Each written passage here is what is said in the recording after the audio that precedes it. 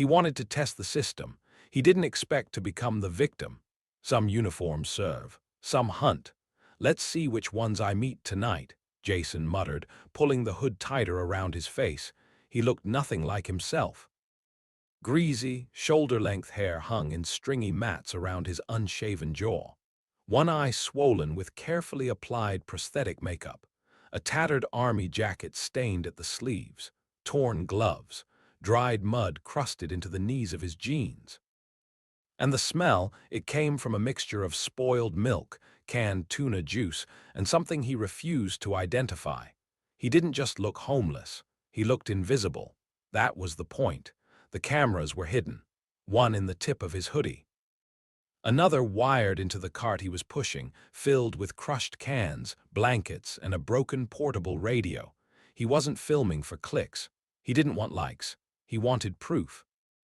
2 months ago, his friend, Reggie Malone, a decorated Army vet, was found bloodied and handcuffed outside a convenience store. No charges, no arrest report, just a whispered, resisting questioning. But Reggie didn't resist. He had PTSD and a cardboard sign that said, "Will work. Just need a chance." That was all. Jason pushed the cart down 9th and Lenox, where the concrete was stained and the shop windows were gated even during the day. At 11:43 p.m., he slumped near the front steps of Midtown Precinct West. Cameras saw him first, then the front desk officers. He counted 1 minute 17 seconds before the first one came out. "Hey," barked a voice. Jason didn't look up. "Move along, man, you can't sleep here." Jason shivered slightly, just enough to seem frail. "No trouble, just cold," he murmured. "Ain't askin' for nothin'. Move. Or I'll move you." The officer stepped closer. Name tag, Ward, young, tall, too tight in his vest. Jason shifted slowly. "Ain't hurtin' nobody." Ward grabbed the front of his jacket. "Don't make me say it again." Jason didn't resist, just let himself go limp. And then the second officer showed up. Torres, older, stern. Something hardened behind the eyes. Ward turned. "Sarge, we got a problem." Torres looked Jason over, then said calmly, "Cuff him." Jason stayed limp, didn't speak, didn't fight. He needed to know. Was this how they treated all of them? Or just the ones who looked like they didn't matter? He was dragged inside, muttering nonsense under his breath. The cameras caught it all. They didn't search him, didn't ask for ID. Ward pushed him down onto a bench in the holding area. "You reek," he muttered. Jason said nothing. Torres leaned closer. "You high?" Jason blinked slowly. "You with that vet who comes around here, Reggie?" Jason didn't answer. Torres snorted. "Figures, you people find each other." Jason's hand clenched under the sleeve. "You people." Then something shifted. Torres reached into his jacket and pulled out a black baton. With no warning, he struck the edge of the bench, inches from Jason's leg. "Wake up," he shouted. Jason flinched, instinct kicking in. He could take both of them blindfolded. But not yet. This wasn't the fight, it was the exposure. "Maybe we ought to show you what happens to fake soldiers and junkies," Torres muttered, voice low. Jason looked up, dead in the eye. "Say that again." Something in his voice wasn't broken. Ward caught it, froze. Torres leaned closer. "What?" Jason's hand shot forward, lightning quick, grabbed the hidden latch on his belt and ripped it free. The entire fake prosthetic slipped loose. The wig, the eye patch, the grime-covered face mask, gone, revealing Jason Statham. Ward stumbled backward. Torres went pale. Jason stood, cuffs still hanging from one wrist. "That camera you ignored at the front door," Jason said. "Live feed. Internal Affairs has it, along with your little stick-swinging moment." "You set us up." "No," Jason growled. "You set you up." He held up a tiny mic clipped to his collar. "This, backup. You still have time to say something smart before your career disappears." The precinct erupted. Detective Moira Banks, Internal Affairs, stormed in 30 seconds later with 2 agents in tow. Torres tried to talk. Jason didn't let him. "You see a guy who smells like a problem," he said. "I see a guy with war in his bones and no address to scream from. You see trash on the steps. I see a man one bad night from putting a bullet in his own mouth." The silence in the room was deafening. Moira turned to Torres. "You're suspended." "Badge, gun. Now." Jason walked out of the station before the sun rose. He didn't feel triumphant. He felt tired. The system wasn't evil, just asleep. He couldn't fix it all. But maybe, just maybe, someone else would watch that footage and see the human being under the dirt. The footage went viral, not because it was dramatic, but because it was undeniable. A homeless man, silent, cold, no threat, roughed up without warning. One officer swinging a baton, another watching. Then the twist, he's not homeless at all. He's Jason Statham undercover. Every network ran it. Every talking head had a take. But Jason didn't care about headlines. He cared about what came next. 3 days after the incident, Jason sat alone in a modest diner on 14th, black hoodie pulled over his head, sipping cold coffee. A woman slid into the booth across from him, late 40s, sharp-eyed, hands worn from life. "Mrs. Coates?" Jason asked. She nodded. Her hand trembled slightly as she set a folded photo on the table. Jason opened it.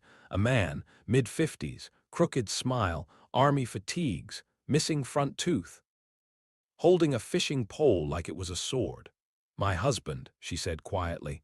"Name was Alan. Slept 2 blocks from where you got dragged." Jason nodded, listening. "He died last winter. No autopsy. They said exposure, but..." Her voice cracked. Jason leaned in. "They brought him into that same precinct 2 weeks before. I begged them to take him to a shelter. He had bruises when he came back. Didn't talk for days." Jason's jaw tightened. "Did Internal Affairs investigate?" She gave a bitter smile. "Only after he was dead. And even then, it was a review of conduct, not a case." Jason clenched his fists under the table. "I saw your video," she said. "You still got your suit," he frowned. "What? The disguise, the rags, you still got 'em?" "Yeah, why?" "Because there's more of them. That station's rotten.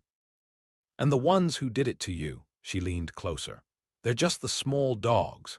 That night, Jason met with Detective Moira Banks, Internal Affairs. The one who'd stormed in during his reveal. She wasn't happy to see him.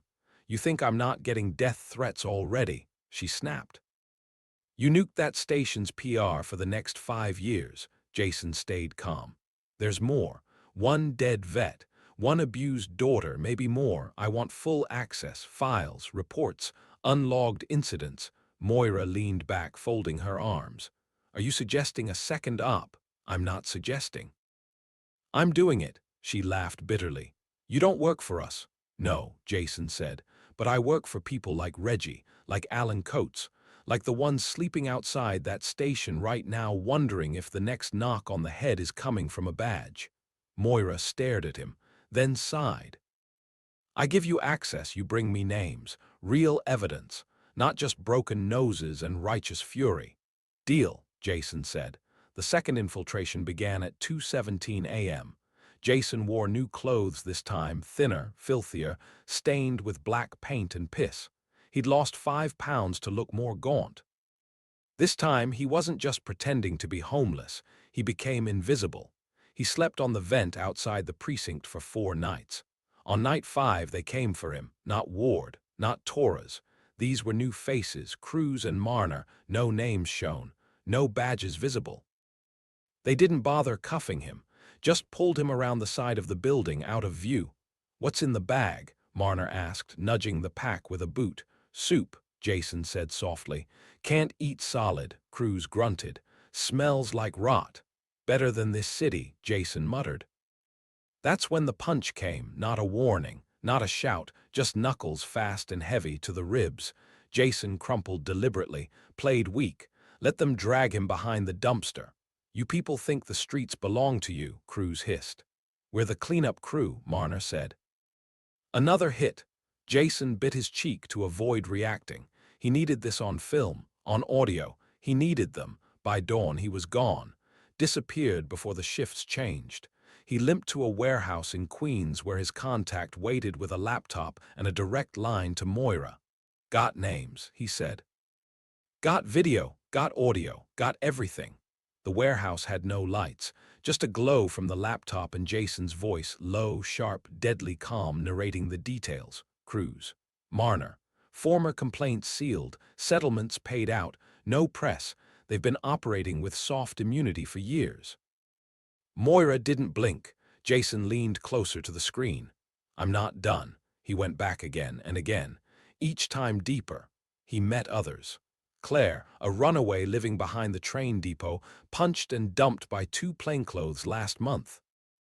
Darren, a schizophrenic vet whose meds kept disappearing after wellness checks.